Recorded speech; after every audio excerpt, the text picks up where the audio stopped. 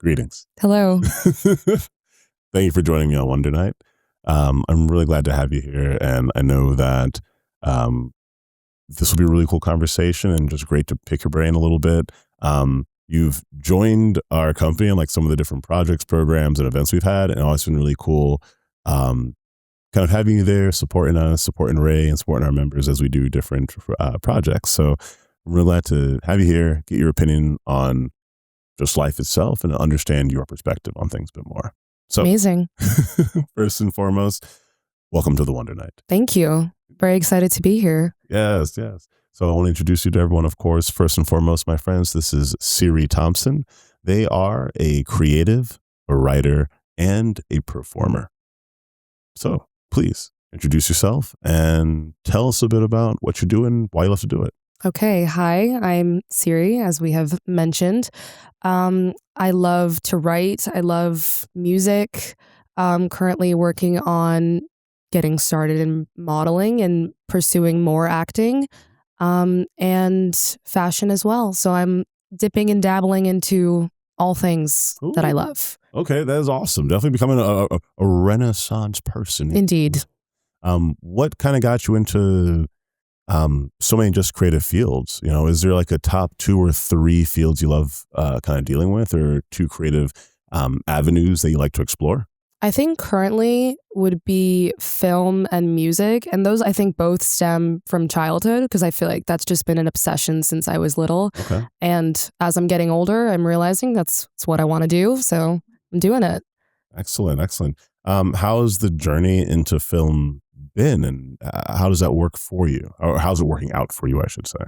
I think it's been tricky because I feel like it's hard to like be okay with being perceived in like you have to kind of look at yourself from a very critical standpoint, which is weird. But I think it's also, I don't know, it's been very, very fun, very freeing. Okay.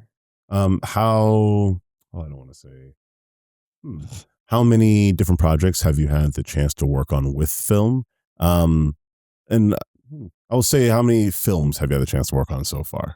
I think like starring in them, Sure. mainly one, but I've done some like behind the scenes kind of stuff. But primarily this past couple months, I was approached with a project and I had never really acted before, never really been in anything. And I was like, you know what?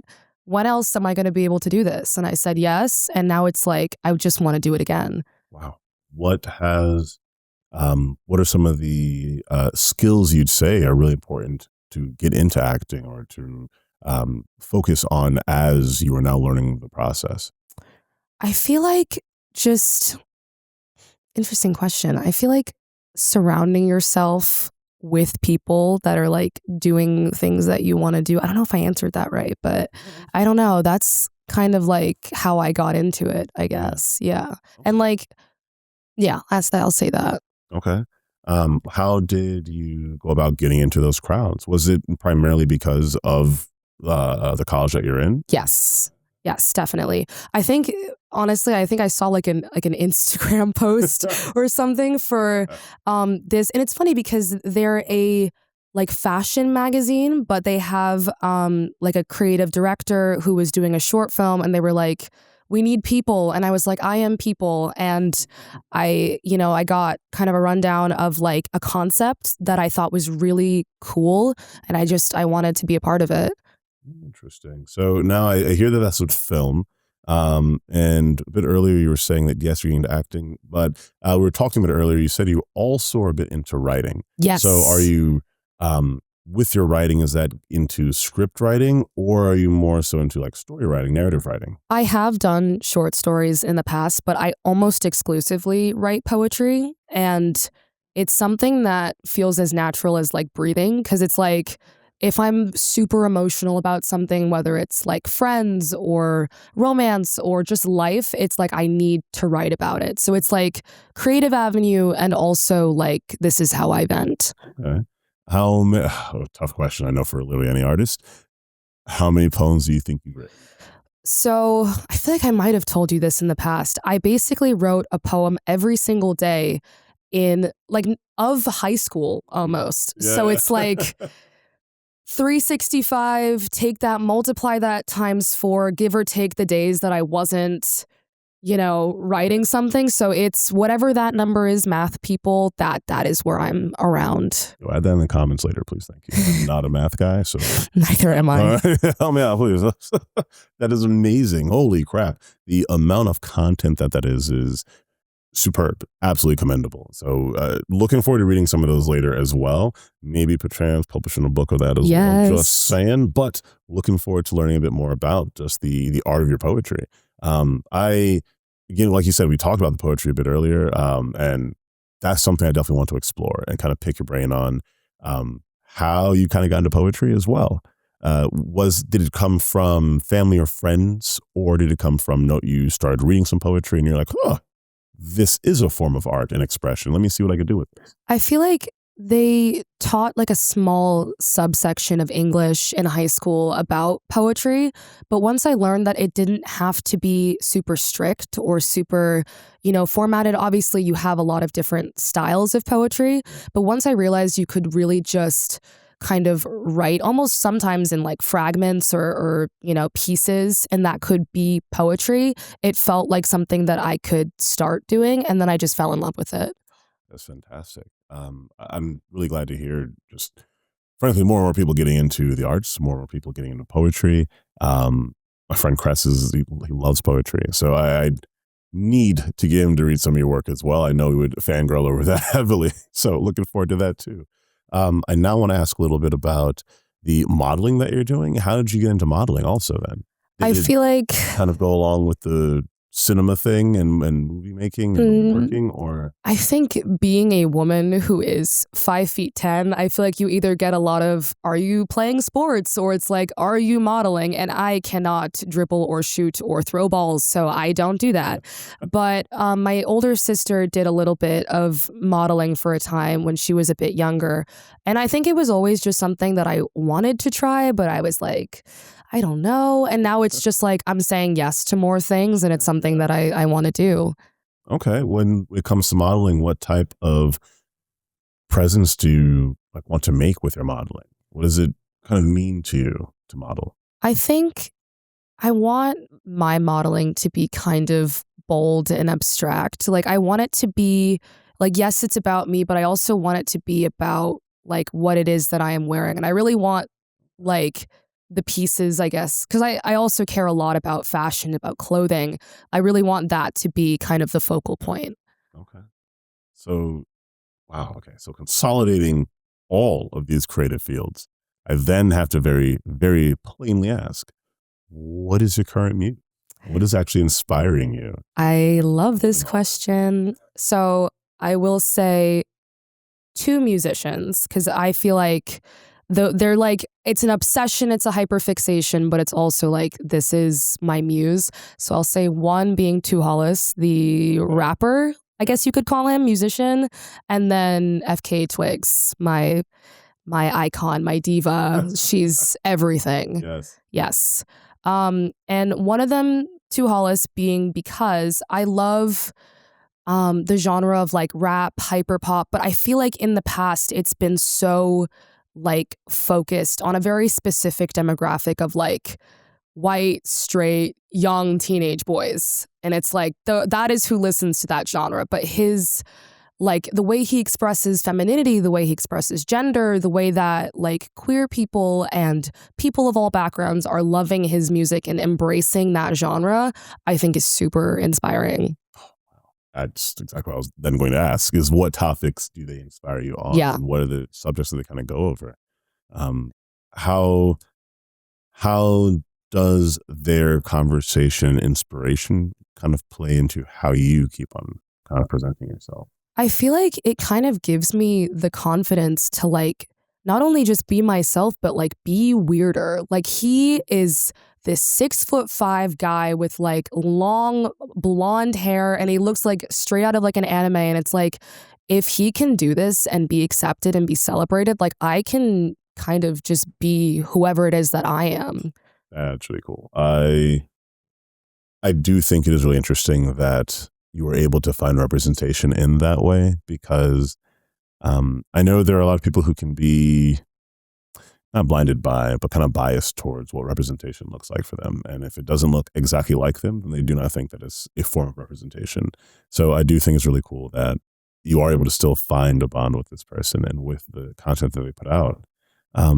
As you kind of go forward in those inspirations and go forward using them to inspire yourself, what would you say your personal purpose through all of it is? What would you say kind of guides how you move forward? And I know that's something that, develops over time, will develop with more time, but what would you say with your current wisdom is kind of the personal purpose guiding you and who you are? Right. Definitely prefacing this with the fact that I am very young and I feel like I've learned so much, but I will learn so much more. I think my current purpose is not only promoting, but just embracing authenticity and like true authenticity. And that also meaning change, because I feel like I'm constantly evolving, constantly changing. And I feel like just embracing that and accepting that in every phase of like the journey, I guess. I would say that's kind of the current purpose for me. Okay. Yeah. How does embracing change drive you and drive what you do moving forward? Because I know that, like, just saying, aha, I changed, like, Mhm. that's fine. And that is very, very fair to say. But what factors do you think change you the most when you kind of encounter them? Is it encountering other people? Is it encountering situations, encountering new avenues of work? What do you think kind of influences you the most as you To change, Yeah. I would say two biggest would be the people that I'm around and also like the city that I'm living in. Cause I think that's the biggest change that I've experienced in the past 2 to 3 years. It's like I've lived in the South, I've lived up north, I've lived in the city, I've lived in the suburbs. And it's like I feel like I've been a different person with every city that I've lived in. And with that, I have been surrounded by different people who I feel have influenced me either positively, negatively, whatever. It like that kind of causes me, I feel like, to change. Yeah. Yeah, and I know, of course, talking to Ray, and you moved recently. So Hmm. so you were in Florida and you are now where? Boston. Boston. Okay. Yes. Vast difference. Yes. I know it hasn't been like a long, long time, but what are some of the differences from Florida to Boston? Honestly, it's a lot of things, even just something as basic as like the public transit. Like, I don't need to have a car. I can walk to this place and this place and this place. I can take the train to a concert. I can take the bus. But it's also just like, it has this energy to it where it's a college city, really. You have all of these different universities, so many young people that are all doing different things in I want to say 2 to 3 mile radius. You could have an art school, you could have, a tech school, and all of these people are just intermingling and sharing ideas. And I think it's a really beautiful thing. Oof. Man, I definitely appreciate that. Down here, the urban sprawl is it's quite wild, and the amount of land that is just concrete parking lots, Right. ooh, it does a lot to separate the ability for kids, youth, teens, and adults to all connect. And we see it more and more in the struggles and ramifications of the highway movement, especially in any towns that highways cut directly through a lot of like living areas, or the suburbs are completely minutes and miles away from actual living areas and social areas. I am a strong fan of more walkable city. Yes. So I'm looking forward to, I don't know, seeing more of up north eventually. We're planning to try and travel up north, visit some family in New York later this year. Nice. So I definitely want to take a bunch of pictures, experience the city, experience a more urban area a little bit. So it's very interesting to talk about and hear about. So thank you. What are some of the major societal influences that do you, because I know there's like local and then like national, but what are Right. some like influences locally and then nationally that impact you, do you think? Couple Yeah, things. I was gonna say not necessarily. Sorry, not You're good. necessarily that makes you change, but just as a person, Mhm. what are some of the influences that you're just like, this impacts me, and I kind of stress or worry and or want to act upon it. Okay, I'll give you my current big three. Sure. So we have healthcare and issues in healthcare, that being a really big one. Something that influences me, inspires me, and I just care a lot about is just young activists, like young people who are, using their voices to create change and to speak up about, issues that are kind of impacting society. And then on a grander scheme, just the overall numbness that I think we as a society have to the constant inflow of like, you know, news and media, and these are the bad things that are happening in the world. These are the good things. It's just like a 24/7 nonstop flow. And I feel like, do we even really get to process it? I don't think so. I No, I don't. I definitely think this does a really good job of just saying these are the things that are happening, and they are not informing us on like the critical thinking behind what's going on. Right. I dearly feel that a lot of times the news nowadays is just telling us information, showing us that bad thing is happening, capitalism's happening, this is happening, healthcare is this issue, that is this issue, and it just keeps stacking up on you over Right. and over and over, and it's really hard to find space to move out from under that. Yeah. Still find positivity. I relate on that heavily. What? Sorry, keep going, please. I know you're saying a lot about like just activism. I mean, there's obviously more that I find myself thinking a lot about, but those are like the main three that I would say. And I'll elaborate more on the first point because healthcare is very, very broad. Yeah, I know it's very broad, but and also extraordinarily impactful to every single citizen. So Yes. please tell us how that's impacting and why it's a flashpoint for you. Especially in the United States, we spend on average, we're one of the countries that spends the most amount on healthcare with the worst healthcare outcomes, where you can have insurance, but it's like maybe you can't even afford to use that insurance, where people are scared to call 911 because they don't even want to face, the potential bills that they're going to have to pay. Ambulance bill? Nah, Nope. I'll sleep it off. I'll take guys. care Don't of it. worry about Right. that. Yeah.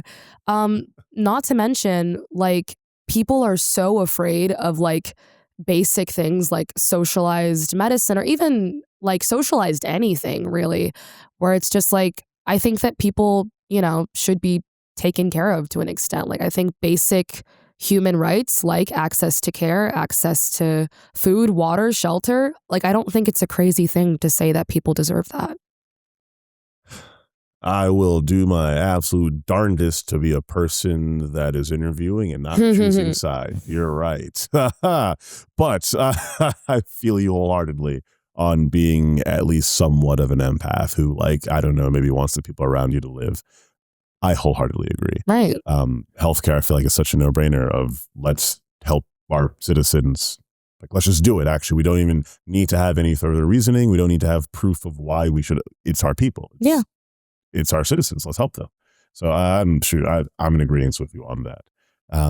Activism, you were talking about that a bit as well. Please tell me how that is impacting you and why it influences you.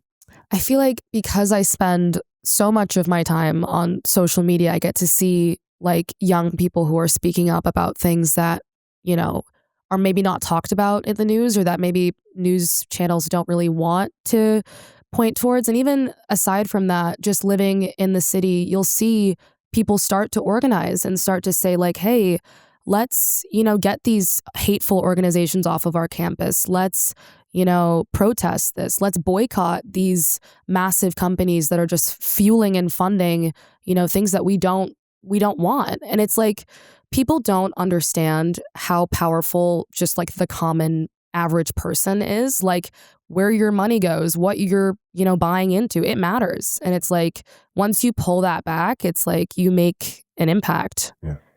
What impact on society do you want to have? That's a huge question. What impacts on society would you like to have? That's a good question. So I feel like I want my impact to just be empowering other people, I guess. So like kind of inspiring other people to be able to like take their own inspired action, if that makes sense. Okay. How so? Or may I ask for an example? Honestly, I feel like I would just need like an elaboration on the question. I think Okay. maybe I misinterpreted it. No worries. If in 5 to 10 years, how would you like people to look back on the things that you have done? And how would you like them to be inspired by what you have done? Because inspiring is one thing. You could also inspire someone to like go to sleep and not try anything. Exactly. Inspire someone to procrastinate. You can Right. inspire someone to want to change their hair color. You Right. you can inspire someone to want to learn how to drive. So yeah, what type of inspiration would you want to be? I think I would want to inspire other people to, I guess, be more vocal about the things that they care about. Like, okay, I'll rephrase that. I want to inspire other people to use their voice for positive change, whether it's like, you know, small scale, you're like a fifth grader in the cafeteria, I want more mashed potatoes, or like, you know, big scale, you're at a university and it's like, we need more funding for XYZ programs. Like, finding power and finding strength in your voice and having the courage to be able to speak up, even if you're the only one. So, inspiring other people to do that. Yes. Heck yeah, I think that's awesome. Thank you. That's really amazing. What are some of your next big goals? Next big goals. Exciting stuff. I want to, okay, next big goals or next big plans? Because I think those two things are heavily intertwined.